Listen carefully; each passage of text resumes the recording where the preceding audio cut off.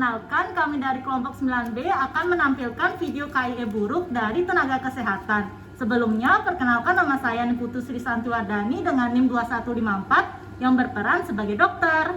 Saya Mirilia Vital Moreira dengan NIM 2173 di sini berperan sebagai pasien. Saya Nikadai Pramesti NIM 2176 berperan sebagai ibu pasien.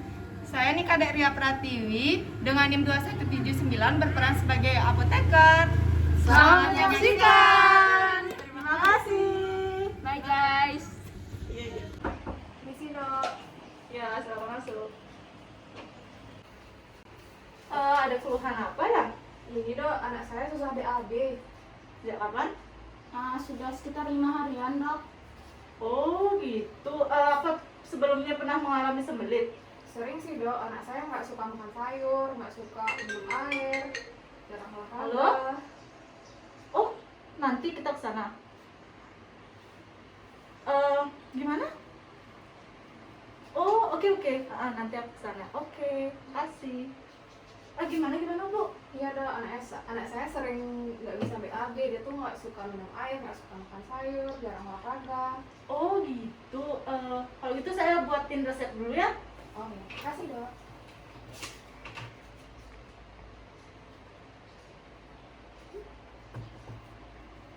Ini nanti resepnya ditebus di apotek ya. Oh, iya. Makasih dok ya. Oke. Terima kasih dok. Sore mbak. Ya, sore ada yang bisa saya bantu? Gini mbak, udah sekitar 5 harian kan perut saya begah, terus susah BAB juga. Tadi saya ke dokter, terus dokternya resepin ini.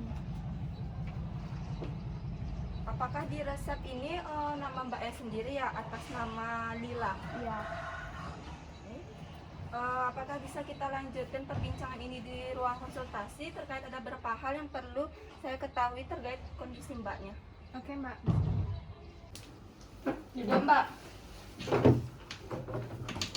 saya mau nanya, apakah Mbak sering mengalami kondisi susah BAB ini? Terus untuk pola makannya Mbak gimana? Apakah sering mengkonsumsi buah atau sayur-sayuran? Untuk minum airnya gimana Mbak? Apakah Mbak sering minum air? Kalau untuk makanan saya lebih sering fast food mbak. Jarang saya konsumsi buah-buahan sama sayuran. Terus kalau misalnya saya sulit BAB tuh, saya biasanya minum Vegeta. Mau dia lancar, tapi ntar saya lemas jadinya. Iya mbak, soalnya anak saya lagi sibuk kuliah, terus dekat kosnya juga ada restoran fast food, jadi setiap hari makan itu aja terus. Saya jarang minum air putih juga mbak. Jadi susah BAB-nya Mbaknya tuh karena kurang cairan Mbak. Saya mau nanya apakah Mbak punya alergi atau penyakit lain? Kalau penyakit saya punya mah, tapi kalau untuk alergi enggak. Mbak bisa gak obatnya tuh jangan bentuk tablet, soalnya saya susah buat nelan tablet. Mbak nggak bilang ya sama dokternya, soalnya dalam resepnya ini Mbak, dia dalam bentuk sediaan tablet. Kalau Mbak menginginkan dalam bentuk sediaan lain, saya konsultasiin dulu harus ke dokternya Mbak. Aduh, saya lupa mbak. Bisa gak obatnya tuh jangan bentuk tablet, bentuk lain aja, tapi yang khasiatnya sama gitu, terus yang bikin BAB saya cepat lancar. Ntar ya Mbak ya, saya telepon dulu dokternya, soalnya ini harus dikonsultasiin dulu ke dokternya Mbak. Iya mbak. Halo, selamat sore dok. Ya, selamat sore. Maaf dok, benar ini dengan dokter Santi dari Klinik Sehat Selalu dan dokter yang menangani pasien atas nama Lila dengan resep Bisakodil tablet ya? Iya, mohon maaf saya berbicara dengan siapa ya? Saya Ria, apoteker dari Apotek Soha Sehat. Begini dok, pasien atas nama Lila menginginkan obatnya selain bentuk tablet dok.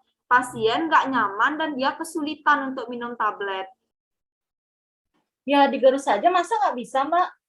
Atau mungkin ada rekomendasi dari Anda?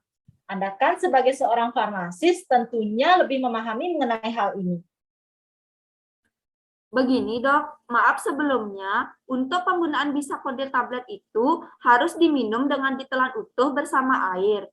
Di mana Bisakodil tablet itu tablet selaput, jadi tidak boleh digerus atau dihancurkan dok.